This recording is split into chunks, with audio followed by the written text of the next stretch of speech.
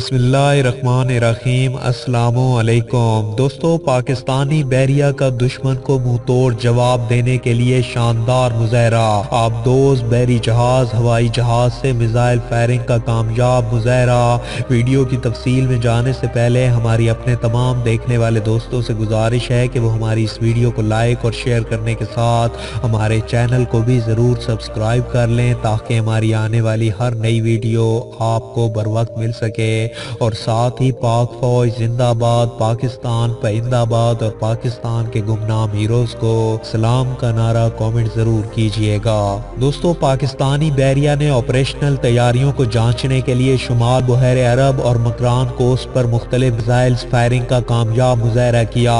ترجمان پاک بحریہ کے مطابق پاک بحریہ کے جنگی بحری جہازوں اور ہوائی جہازوں نے سطح سمندر پر مار کرنے والے اینٹی شپ میزائل فائر کیے، اور اس کے علاوہ پاکستان بحریہ کی فاسٹ اٹیک کرافٹ نے سطح سمندر سے زمین پر میزائل فائر کیے۔ ساتھ ہی مکران کوسٹ پر ایئر ڈیفنس میزائل بھی فائر کیے گئے، جبکہ زیر سمندر روایتی آبدوز سے بھی زمین پر میزائل فائر کرنے کا مظاہرہ کیا گیا۔ دوستو، آپریشنل تیاریوں سے متعلق ترجمان پاک بحریہ نے بتایا کہ فائرنگ کیے گئے مختلف میزائل نے اپنے ہدف کو انتہائی کامیابی سے نشانہ بنایا۔ ترجمان پاک بحریہ کے مطابق سربراہ ایڈمرل ظفر محمود عباسی نے مختلف میزائل کی فائرنگ کا مشاہدہ کیا، اور اس موقع پر بحریہ کے چیف ایڈمرل ظفر محمود عباسی نے پاکستان بحریہ کی آپریشنل تیاریوں پر اطمینان کا اظہار کرتے ہوئے کہا کہ پاکستان بحریہ کسی بھی قسم کی جارحیت کا منہ توڑ جواب دینے کے لیے بھرپور صلاحیت رکھتی ہے۔ ترجمان پاک بحریہ کا کہنا تھا کہ مختلف میزائل کی فائرنگ کے یہ کامیاب تجربات پاکستان بحریہ کی آپریشنل صلاحیتوں کا منہ بولتا ثبوت ہے۔ دوستو، بھارت جو اس وقت پاکستان کے ساتھ دراندازی کرنے کی تیاریاں کر رہا ہے اور گزشتہ 6 مہینے سے پاکستان کے ساتھ جنگ مسلط کرنے کے ہیلے بہانے ڈھونڈنے کے ساتھ ساتھ LOC پر اور مقبوضہ کشمیر کے اندر فوجیوں کی تعداد کو بڑھا رہا ہے تاکہ کسی بھی لمحے پاکستان کے ساتھ مس ایڈونچر کیا جا سکے، تو ایسے میں پاکستان کی بری، بحری اور فضائی سرحدوں کے محافظ دشمن کو جواب دینے کے لیے بالکل تیار ہیں۔ دوستو، مسئلہ کشمیر تقسیم ہند کا ایک نامکمل ایجنڈا ہے اور اس تنازع کو حل کرنے کا ضامن اقوام عالم ہے۔ مسئلہ کشمیر کو حل کرنے کے لیے اقوام متحدہ کی سیکورٹی کونسل کی قراردادیں آج بھی ریکارڈ پر پڑی ہیں، پوری دنیا انہیں تسلیم کرتی ہے، اور پاکستان بار بار یہ موقف دہراتا رہا ہے کہ کشمیر اقوام متحدہ کا وہ نامکمل ایجنڈا ہے جسے پورا کرنا اس کی قانونی اور اخلاقی ذمہ داری ہے۔ کشمیر کا مقدمہ اپنی اخلاقی، سیاسی اور مضبوط قانونی بنیاد رکھتا ہے، اور یہ مقدمہ محض 2 ملکوں کے مابین زمین کے ایک ٹکڑے کا جھگڑا نہیں، بلکہ جموں کشمیر، پاکستان اور بھارت دونوں کے حصوں میں بسنے والے 1.25 کروڑ سے زائد جیتے جاگتے انسانوں کی پہچان، ان کے سیاسی مستقبل، ان کے بنیادی حقوق اور ان کی آزادی سے متعلق ہے،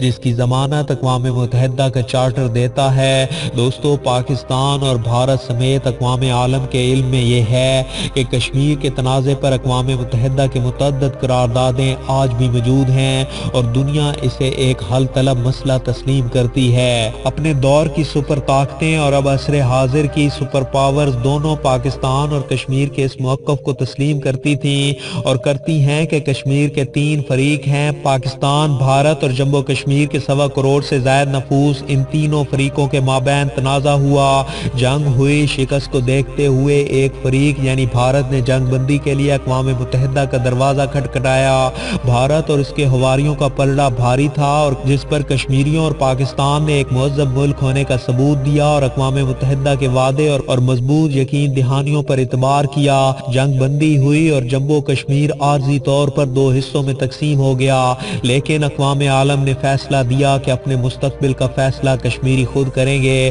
اور اس کی رائے شماری کا اہتمام کیا جائے گا۔ طے پایا کہ کشمیریوں کی رائے جاننے کے لیے وہ پاکستان یا بھارت میں کس کے ساتھ شامل ہونا چاہتے ہیں، استواب رائے کا اہتمام کیا جائے گا۔ یہ اہتمام اقوام متحدہ کا مقرر کردہ ایک ایڈمنسٹریٹر کرے گا جس کے ساتھ معقول سٹاف ہوگا۔ پاکستان اور بھارت اپنے اپنے زیر کنٹرول کشمیر میں ان کی معاونت اور اہتمام کریں گے، اور یہ کہ کشمیریوں کو اپنی مرضی، آزادانہ، منصفانہ اور بے خوف و خطر استعمال کرنے کے لیے اور امن و امان برقرار رکھنے کے لیے مناسب انتظام کیا جائے گا۔ مسئلے کے فریقوں نے اس بات کو تسلیم کیا اور پاکستان نے جنگجو قبائل کو مقبوضہ کشمیر سے واپس بلایا۔ LOC پر اپنی فوجی نقل و حرکت اقوام متحدہ کے فیصلے کے مطابق کر دی، جنگ بندی ہو گئی اور یہ فیصلہ 1948 میں دیا گیا۔ لیکن اس مسئلے کے ایک فریق یعنی بھارت نے گزشتہ 71 برسوں میں ہر ممکن کوشش کی اور اقدامات کیے کہ کسی بھی طرح مقبوضہ کشمیر میں رائے عامہ کو اپنے حق میں ہموار کر لے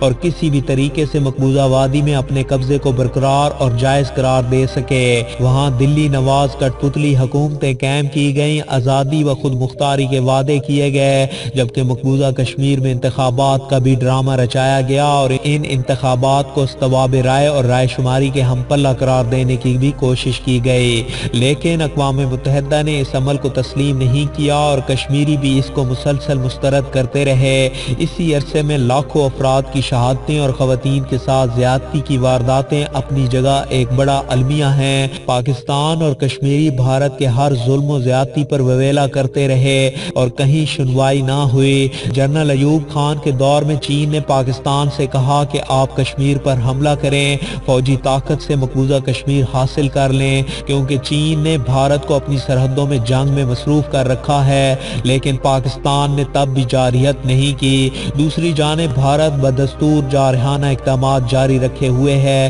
اور دنیا جانتی ہے کہ اس سال 5 اگست کو بھارت نے اقوام متحدہ کی تمام قراردادوں اور فیصلوں کو بلڈوز کرتے ہوئے یک طرفہ طور پر مقبوضہ کشمیر پر اپنے ناجائز قبضے کو از خود جائز قرار دینے کی کوشش کی۔ کشمیر کے اس معاملے پر پاکستان کے ساتھ تمام معاہدوں کو عملاً توڑا گیا اور مقبوضہ کشمیر کی سیاسی کٹ پتلی دلی نواز حکومت کے ساتھ معاہدے بھی توڑ دیے گئے۔ بھارت ثالثی کی بھی تمام پیشکشیں مسترد کر چکا ہے، جبکہ پاکستان اور کشمیریوں نے بھارت کے ان تمام جارحانہ غاصبانہ اقدامات پر وویلا کیا، لیکن تاحال کسی عالمی فورم پر بھارت کے ان اقدامات کو روکا نہیں جا سکا۔ مسلم ممالک کا سب سے بڑا فورم OIC بھی بھارت کو کوئی بڑا چیلنج پیش کرنے سے قاصر رہا۔ اب تک صرف 3 ممالک ملیشیا، ترکی اور چین نے اس کی مزاحمت کی ہے، لیکن اس سے زیادہ کچھ نہیں ہوا۔ ہم بھی محکوم کشمیریوں کے عملاً مدد کرنے سے قاصر ہیں۔ پاکستان کو اب وقت ضائع کیے بغیر آگے بڑھنا چاہیے،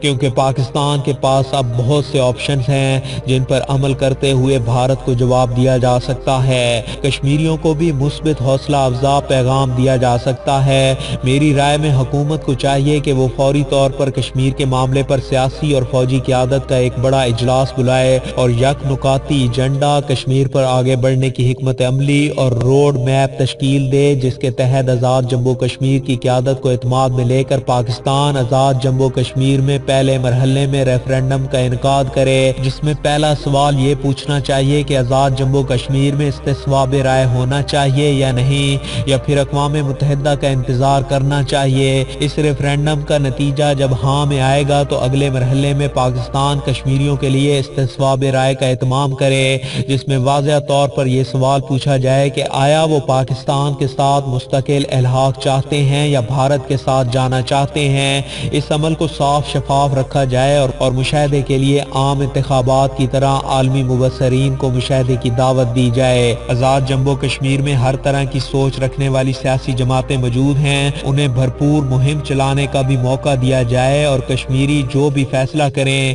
وہ دنیا کے سامنے رکھ دیا جائے اور دنیا کو بتایا جائے کہ پاکستان نے اپنے حصے کا کام کر دیا ہے اور اب بھارت کو اقوام عالم مجبور کرے کہ مقبوضہ کشمیر کی عوام سے ان کی رائے معلوم کریں۔ اگر آزاد کشمیر کے شہری پاکستان کے ساتھ الحاق کا فیصلہ کریں تو پھر اس امر کا جائزہ لیا جانا چاہیے کہ آیا اس حصے کو ایک صوبے کا درجہ دے کر اس کی قومی اسمبلی اور سینٹ میں آبادی کے تناسب سے نشستیں مختص کی جا سکتی ہیں یا نہیں، اور اس طرح یہ علاقے قومی دھارے میں شامل کیے جائیں، اور امید ہے کہ پاکستان کے اس عمل کو دوست ممالک تسلیم کر لیں گے، جس سے معاملہ اور بھی جائز حیثیت پا سکے گا، اور مزید یہ کہ اس عمل کو مستقل طور پر جواز بخشنے کے لیے اقوام متحدہ کی قراردادوں کے مطابق عمل پذیر ہونے تک کے ساتھ ساتھ رسمی طور پر بھی اسے مشروط کیا جا سکتا ہے۔ جب مقبوضہ کشمیر میں استواب رائے کا اہتمام ہوگا تو پھر مجموعی نتائج کو بھی جوڑ کر کسی نتیجے پر پہنچا جا سکے گا، اور اس عمل اور اقدامات سے کشمیریوں اور گلگت بلتستان کی عوام کو حوصلہ ملے گا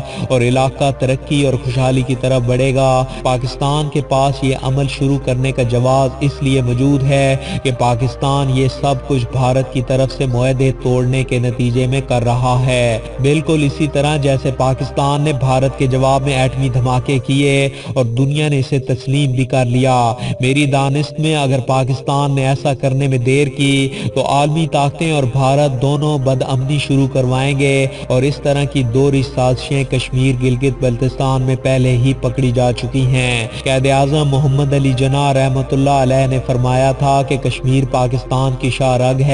اگر کسی جاندار کی شاہ رگ پر دشمن کی گرفت ہو جائے تو یہ اندازہ لگانا مشکل نہیں ہوتا کہ اس وجود کی زندگی کا خاتمہ جلد یا بدیر ہو ہی جاتا ہے۔ بھارت داخلی انتشار سے بچنے کے لیے وہ سب کچھ کرے گا جو اس کے مفاد میں ہوگا، اور ہمیں بھی اپنے علاقے میں اب عملی اقدامات کرنے ہوں گے۔ دوستو آج کی اس ویڈیو میں بس اتنا ہی۔ ویڈیو کی پسندیدگی کا اظہار، ویڈیو کو زیادہ سے زیادہ لائک اور شیئر کر کے دیجئے، اور مزید ایسی ہی انٹرسٹنگ ویڈیوز دیکھنے کے لیے ہمارے چینل ملک آفیشل کو سبسکرائب کرنے کے ساتھ موجود بیل آئیکن کو بھی لازمی پریس کر لیجئے تاکہ ہماری آنے والی ہر نئی ویڈیو آپ کو بر وقت مل سکے۔ اپنا بہت سا خیال رکھیے۔ اللہ حافظ۔